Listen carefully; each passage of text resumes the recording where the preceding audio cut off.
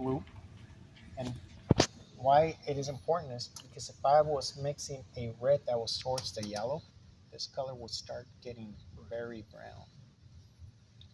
Now, one of the things to highlight on this is also the strength of each toner.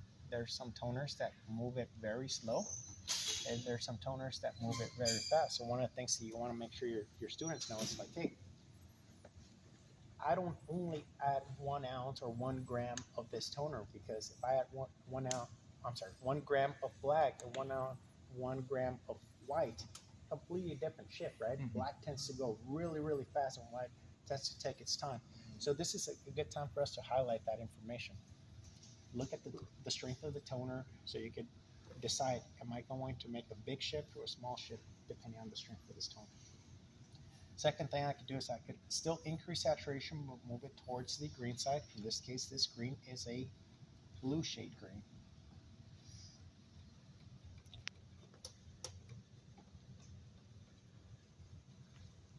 See that this toner is not moving it that fast. Going as fast, Mhm. yeah.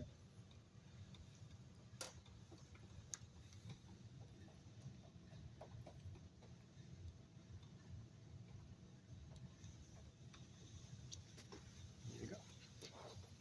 So there's three different ways I can increase saturation. Move it towards the blue or the predominant color, or the positive negative hue.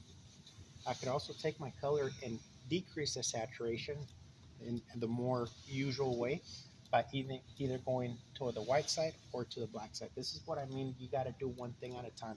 You could potentially be needing two colors at a time, two colors, but I want you guys to get there one at a time. Mhm. So I'm going to take my color and I'm going to decrease saturation, move it towards the white by adding white. Which white do I use? White in the formula. The one in the formula.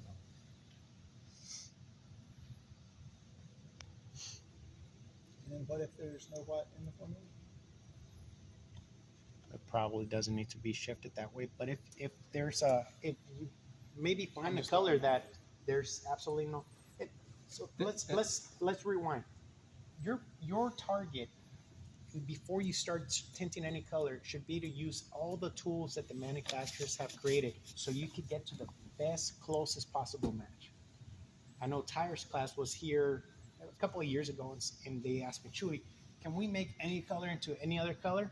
And I said, yes, of course. If you got enough skill, and if you got enough time, and certainly, do you have enough paint?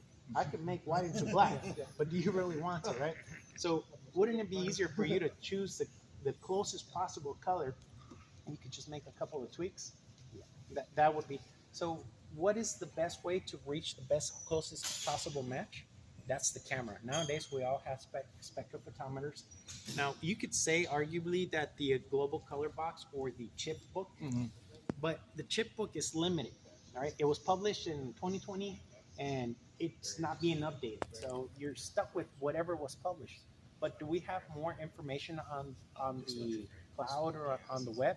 Yeah, and this is updated every day, if not every hour. There's more and more information coming up, which you don't have access to publish because it's only in a digital form. How can you access that digital information? Only through the camera. So the camera, taking a picture through the camera, letting the camera dig all the formulations that you have and find the closest possible match. That's the one you want to start with. Okay, if you're not going to do your homework and just say, well, I already screwed up this color and I'm going to tint it,